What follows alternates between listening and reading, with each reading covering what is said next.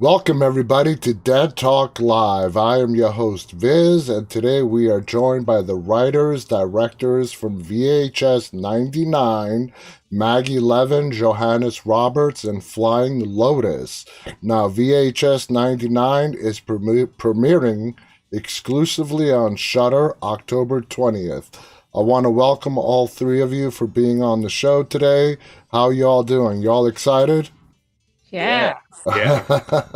The movie is less than a week away, and as we were talking about before we went, recording here, this is a wild, wacky ride that this film takes you on. So let's go ahead and get started. Let's start with Fly Low. That is what they call you, right? Fly Low? Yeah, that's perfect.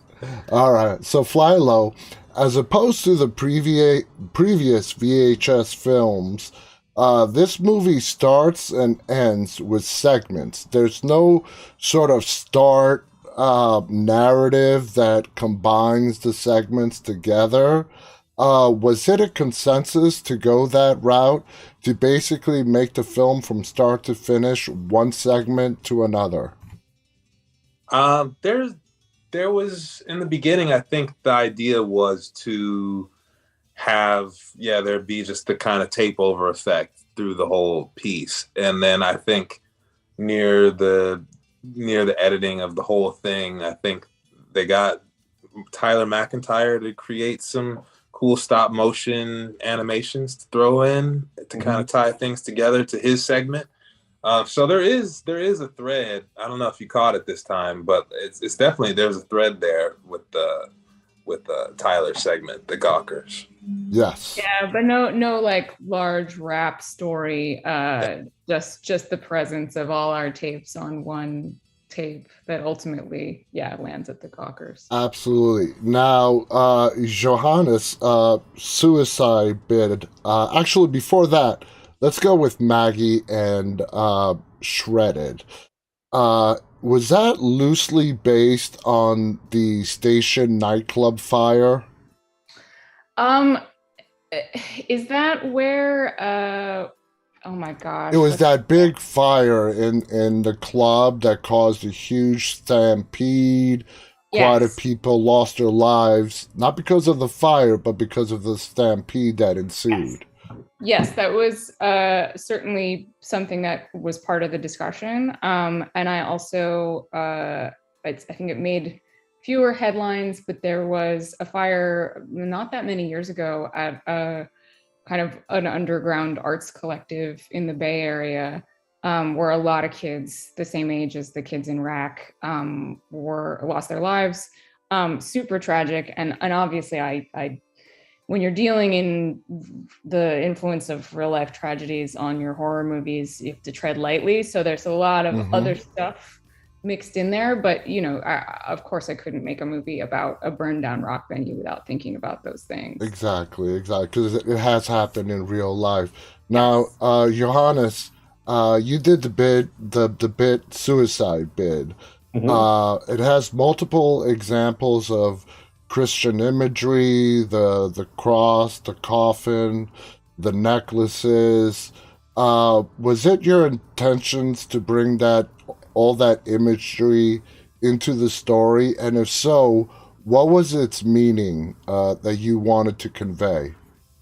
Got to try and sound smart here. No, not at all. The university is it's set in Gatlin Christian University. Gatlin is the small town in Children of the Corn. And I was just having a bit of fun with that. So it wasn't really the cross in the coffin. Like it's all movies that I grew up with. So the cross in the coffin is Serpent in the Rainbow. So 90s movies or late 80s and 90s movies I grew up in. So there wasn't, I just like playing with the imagery. I would love to sound smarter. No, that's fine. Sound smart because you're British. Don't worry. There was a plan. But no, Now, Flylo, yours is Ozzys Dungeon, and man, that was a trip right there. Clearly inspired by the '90s Nickelodeon show Double Dare. Okay, I don't know if you remember that or whatnot, but I mean, what inspired you to make a show, to make a horror bit out of a show that was on Nickelodeon over 30 years ago, and just turn it into this like damn wild ass ride? I don't know. I think there was just that part of me that was just connected to the '90s, just thinking about things that I wish I was part of, and as well, I just felt like I could. It was something that was kind of a stretch for a lot of people to be able to build, but I knew my production designer, Calder Greenwood, could probably pull it together.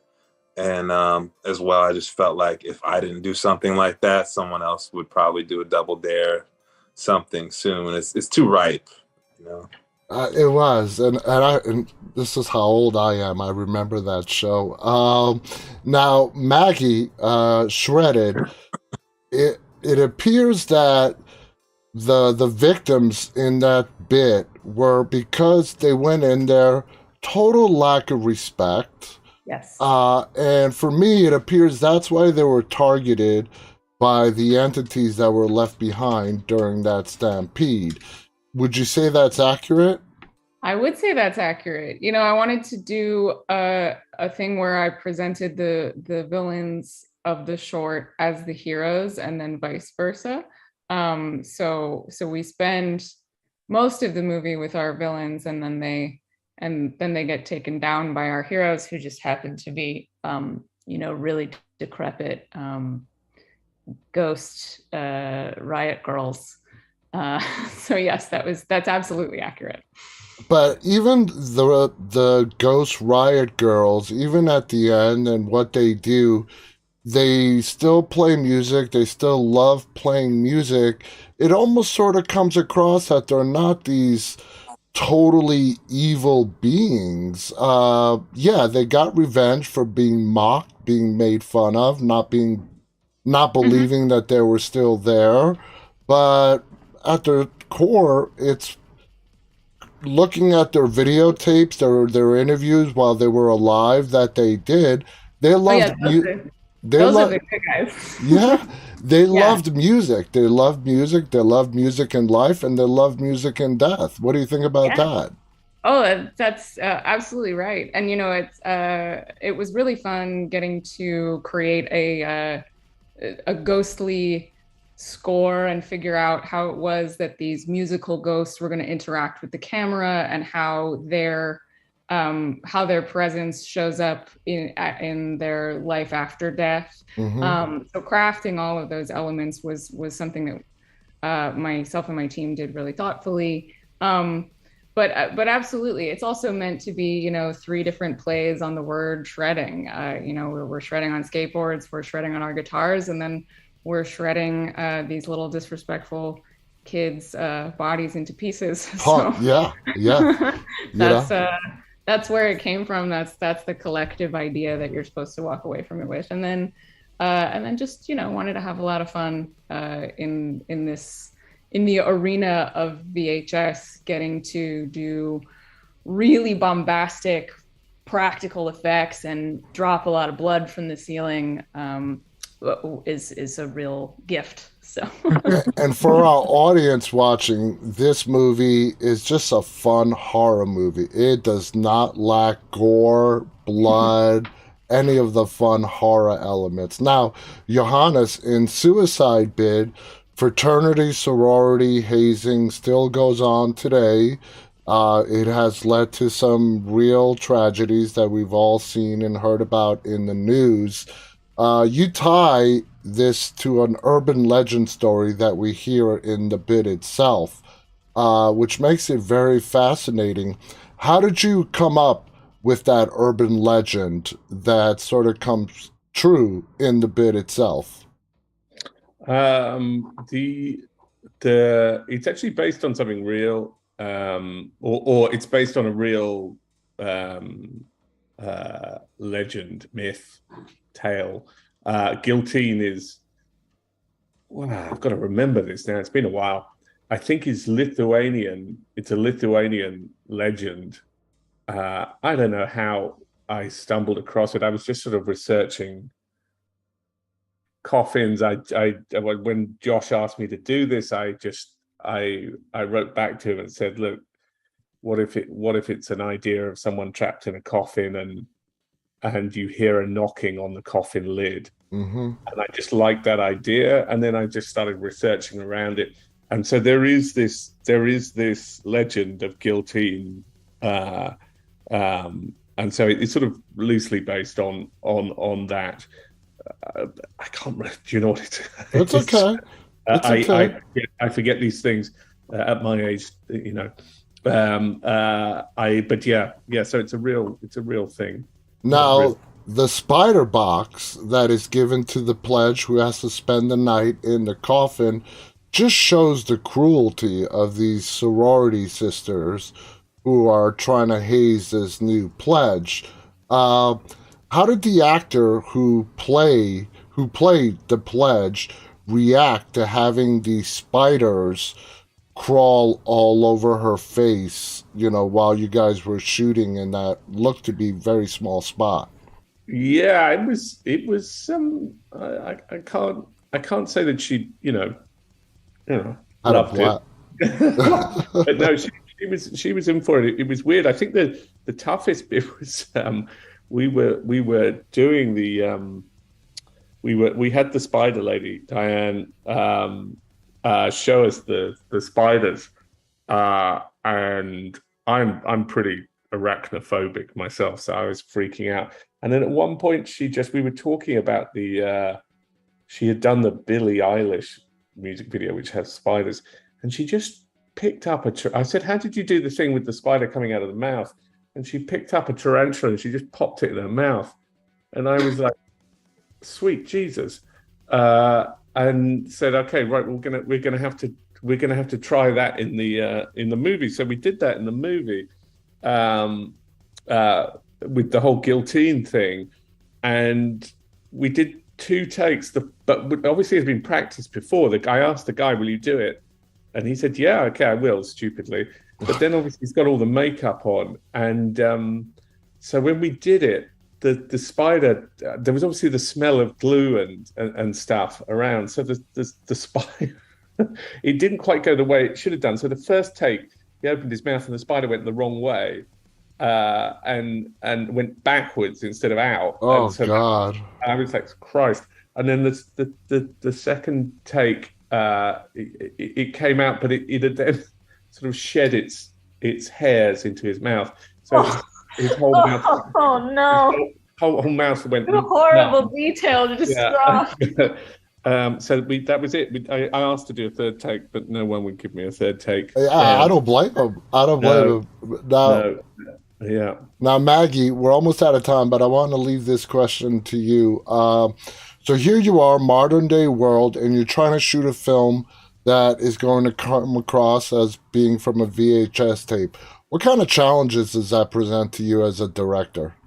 Many of them exciting ones. There is a kind of gleeful, joyous nostalgia to this entire movie, and certainly for my segment in particular, all of my department heads, my production designer Britt Keller, my costume designer Jenny Newman, my DP Alex Chunu, we were all really interested in nailing the era authenticity. Of course, that comes with some strange quirks. We shot on a Sony camera from the era that couldn't be monitored in any kind of regular way. So there are a lot of funny behind the scenes videos of me running behind my DP as he's skateboarding around with the kids. And I'm just trying not to trip him with the monitor wire. But the beauty of working in those old formats is they have a kind of a warmth and a specialness to them, and it was really exciting to nail it from a technical aspect, and that's something we tried really hard to do. And I think for me, it was part of one of the biggest appeals of doing this piece in this time was to play with those old formats. I never would have guessed you actually used old equipment. I thought you used modern digital cameras, and then in post-production, everything was made to look like it was a VHS tape. So that's very impressive. We shot on 2 cameras to be safe, but the bulk of the film, with the exception of I think 2 specialty shots, was all on that late 90s Sony. Kudos to you guys. That was amazing. We're out of time. I want to thank you guys, Flying Lotus, Maggie, Levin, Johannes, Roberts. The movie again, guys, VHS 99, premiering exclusively on Shudder October 20th. Check it out. It's like an hour and 48 minutes, but it's a wild ride from start to finish. Thank you guys so much for coming on here and sharing your thoughts. Stay safe. I'm excited for the public to see this film.